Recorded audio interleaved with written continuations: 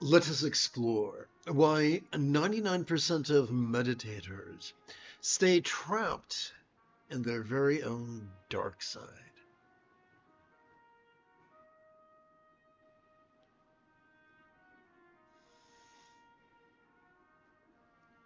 So we are on the third noble truth.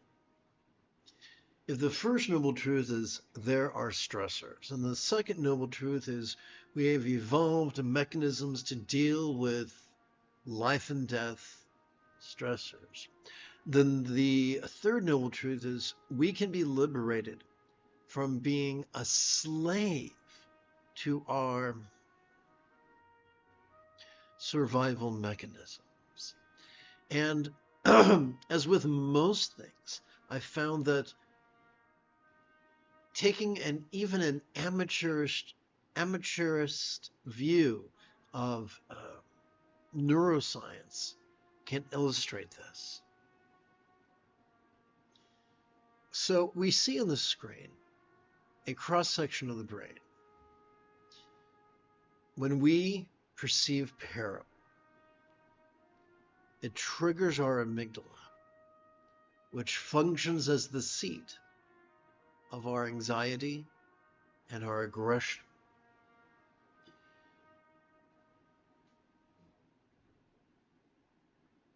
Our dopamine-oriented system then runs with the ball, like Jesse Owens at the Olympics.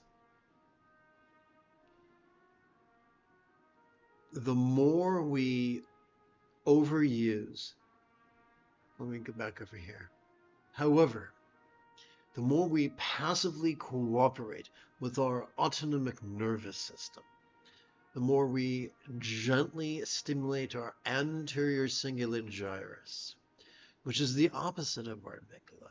This functions as the hub of our mirror neurons, the seat of empathy.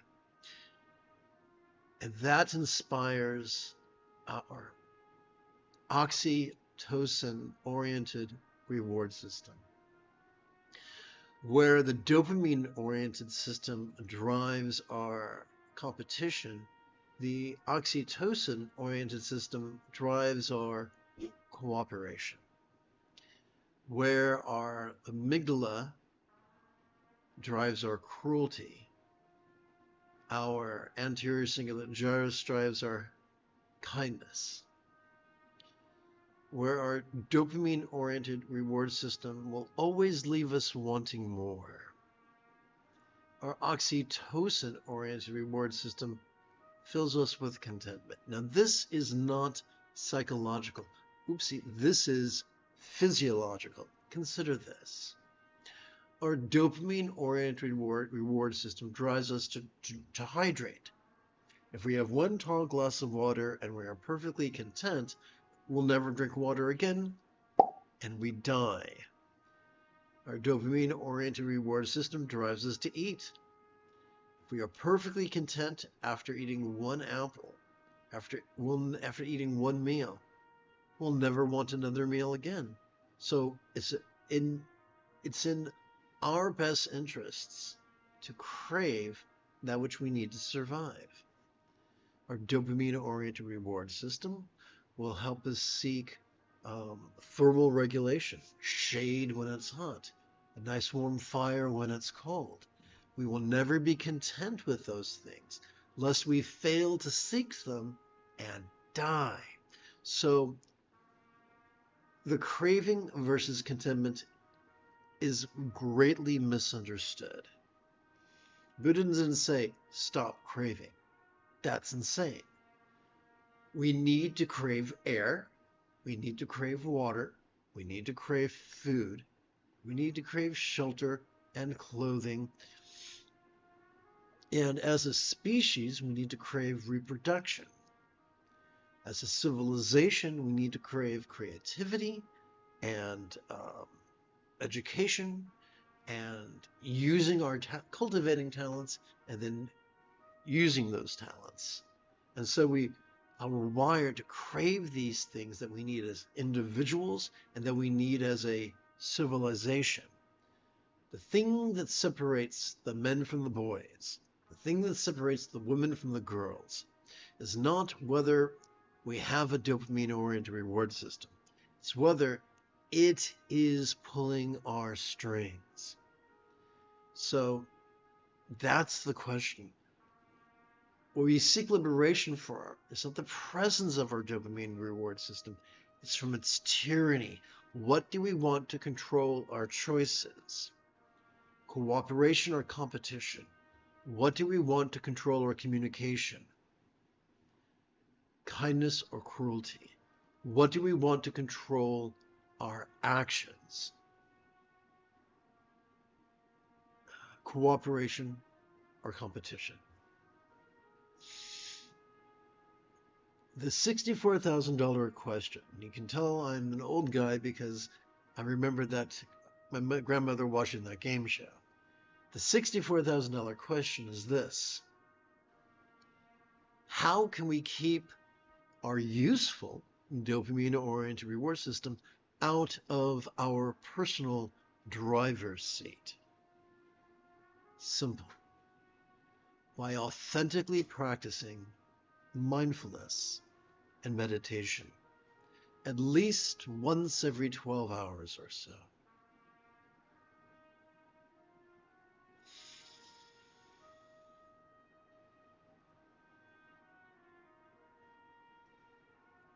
This is the Dzogchen Sende Lama Jigme Gyatso of the Buddha Joy Meditation School. For multiple decades, I spent about 8 hours a day, almost every day, studying, practicing, mastering, and reverse engineering the teachings and techniques of each school of meditation so that you would not have to. It is Luke Skywalker Friday evening. Come. Let us meditate like a Jedi.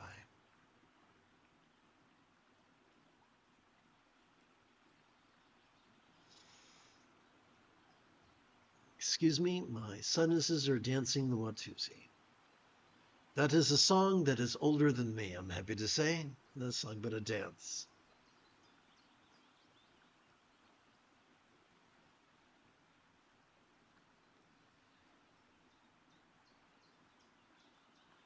One of the keys to Bengali crease counting is keeping track of sets of 13 repetitions. Repetitions of what? Repetitions of mindfulness and meditation, wherein we silently and mentally recite the verb watch every time we passively notice air enter our nostrils, and wherein we silently and mentally recite the verb rest every time we passively notice air exit our nostrils. So one inhalation, followed by one exhalation, I call a repetition or a breath.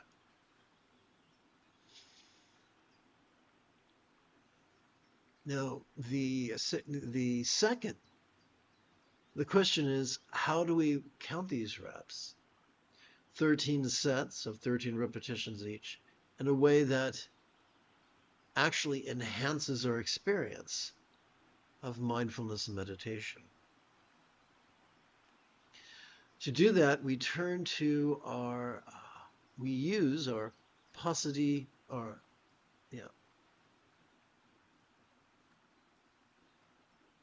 Mudra, or also known as meditation gesture.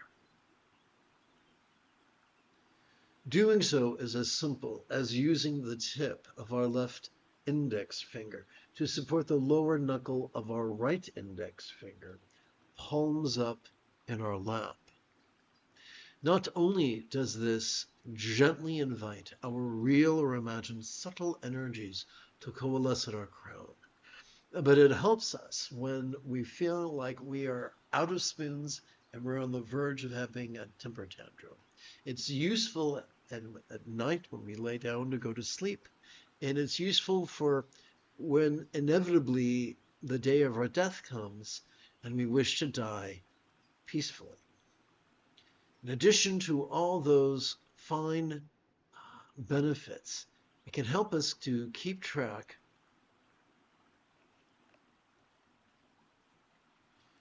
of our first solitary or repetition. How are we going to keep track of a dozen repetitions? Because a solitary repetition plus a dozen repetitions gives us baker's dozen, or 13. To answer that question, let us turn our attention to our right hand. Every time we silently and mentally recite the verb watch during our inhalation, let us advance our right thumb across our fingers, beginning with the right little finger's lower set of creases and concluding with, the right index finger's higher set of creases. Let's follow along together as a team.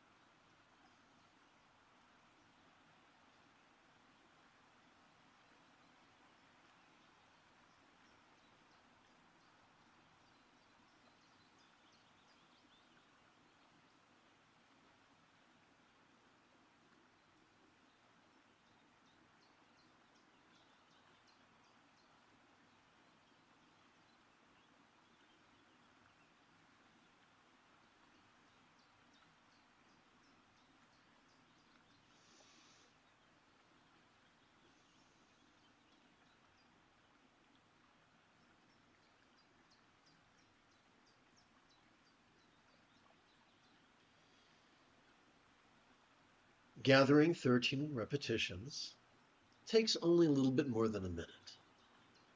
Therefore, if we wish to meditate for approximately 14 minutes, we'll want to count multiple sets of 13 repetitions each.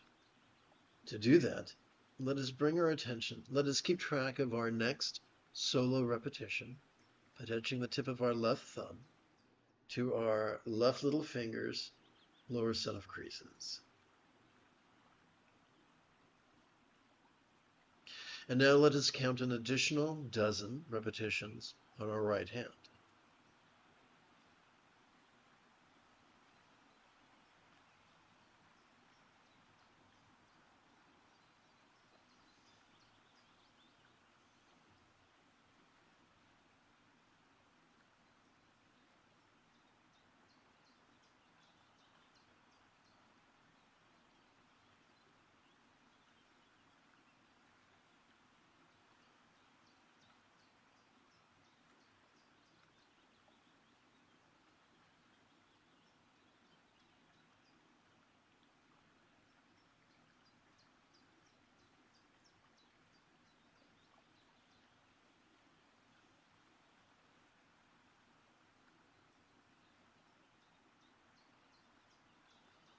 Let us keep track of our next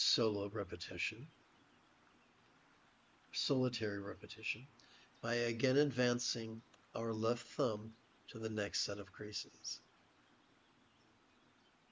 And now that you get the basic idea of how we can count multiple sets of multiple repetitions, let us rest our hands palms up in our lap.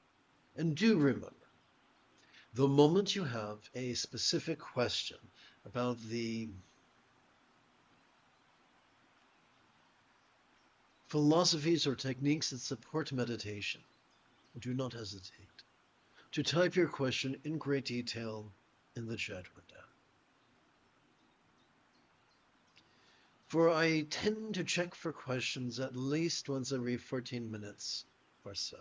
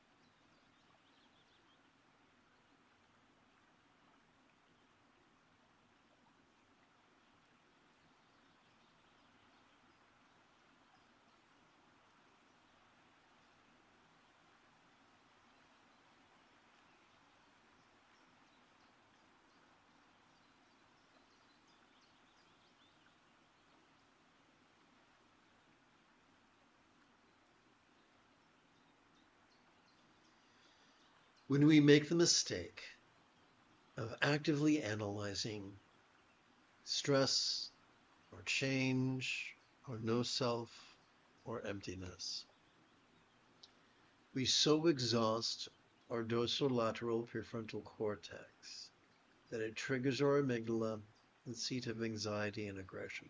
However, when we passively cooperate with both aspects of our autonomic nervous system, the sympathetic and the parasympathetic, it not only does it calm the anxiety and aggression of our amygdala, but it gently stimulates our anterior cingulate gyrus, the hub of our mirror neurons, the seat of empathy.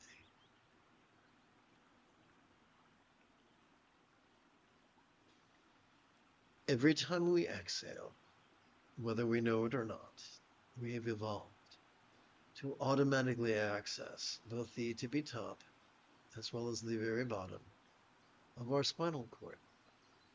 These two regions, working as a team, function as the core of our parasympathetic nervous system. It has evolved to help us to physically rest and mentally release during our exhalation to such a degree that which we watched during our previous inhalation could fleetingly feel less stressful, less permanent, less defining, less like ourself, and as non-graspable as a vast empty void.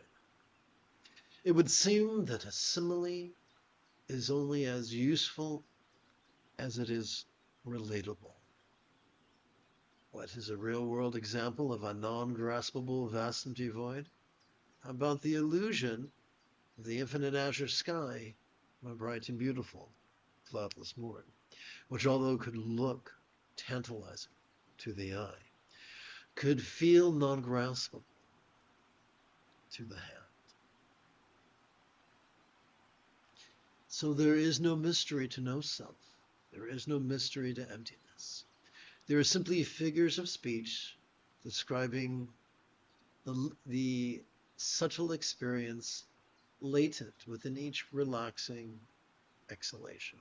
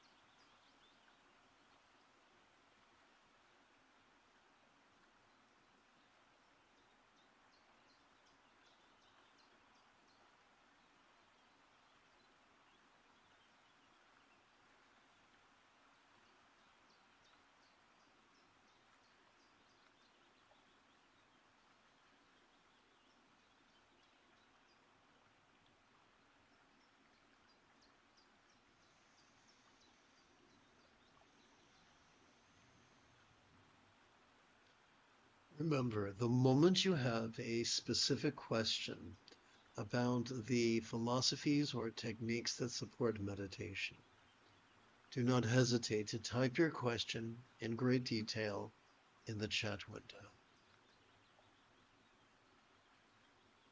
We're going to shift gears now from watching and resting to feeling and resting. We're going to silently and mentally recite the verb feel every time we passively notice our chest swelling with breath.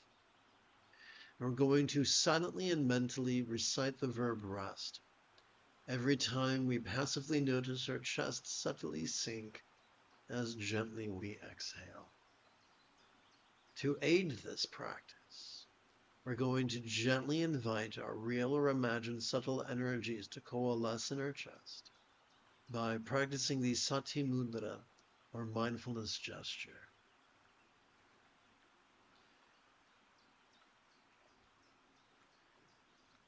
Wherein the tip of our left middle finger supports the lower knuckle of our right middle finger, palms up in our lap. This is also a useful way to count our first solo repetition of feel rest.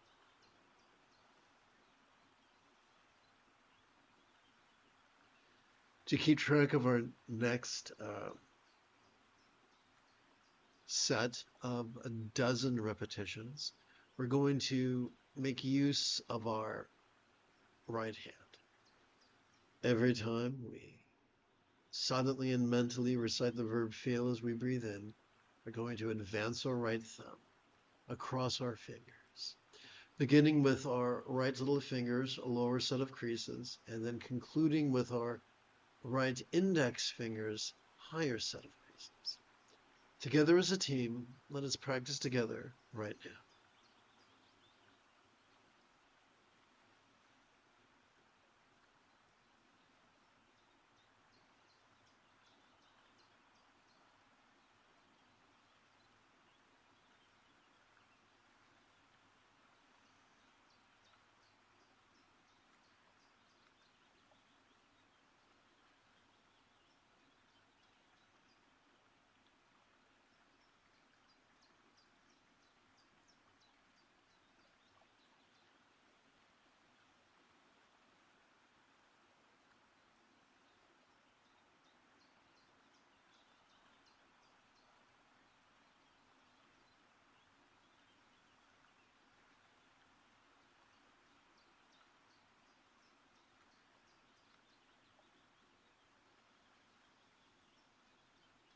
To track our next solo repetition, let us touch the tip of our left thumb to our left little finger's lower set of creases.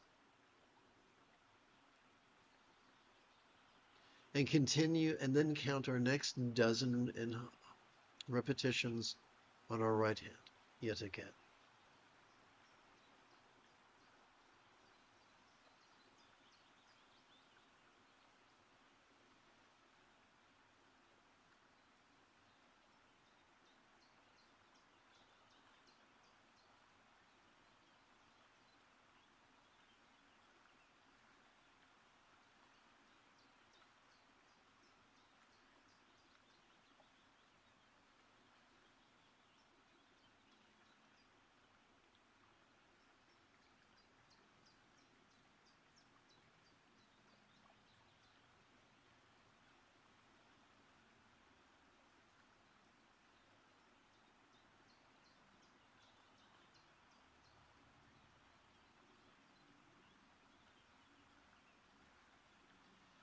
To track our next solitary repetition, let us advance our left thumb.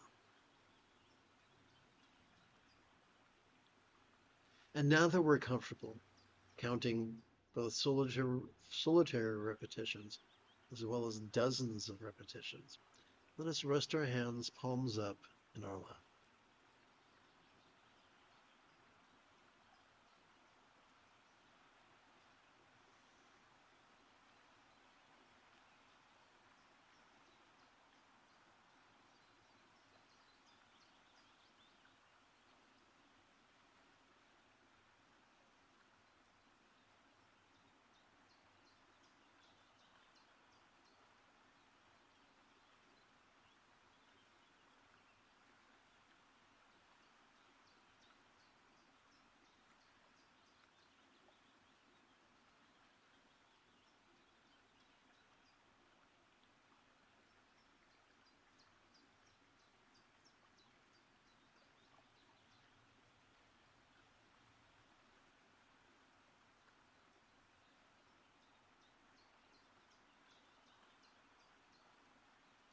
Let's take a deeper look at mindfulness.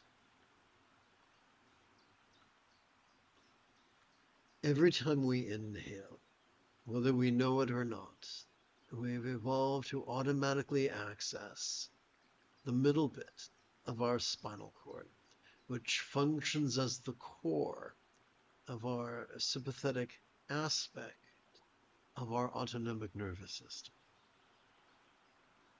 It has evolved to help us to vulnerably, passively, viscerally, randomly, and fleetingly notice all mind's antics of perception, emotion, intention, cognition, recollection, and imagination. All of them, be they external or internal, physical or mental, pleasurable or painful, interesting or boring, convenient or arduous, glorious or grotesque.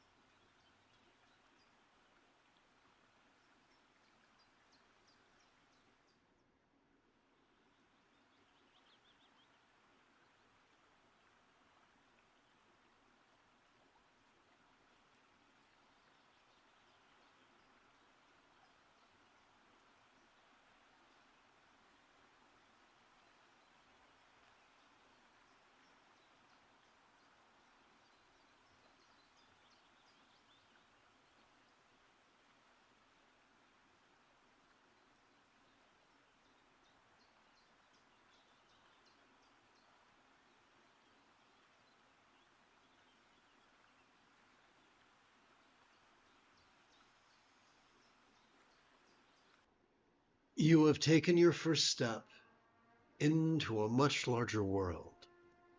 If you feel that I have earned it, you could give this live stream a thumbs up. You could even help support this channel. For Meditate Like a Jedi is made possible thanks to the generosity of viewers just like you. In approximately 11 1/4 hours, I would very much like to return to lead tomorrow's dawn practice of Meditate Like a Jedi. And if you are as geeky as me, may the Force be with you always.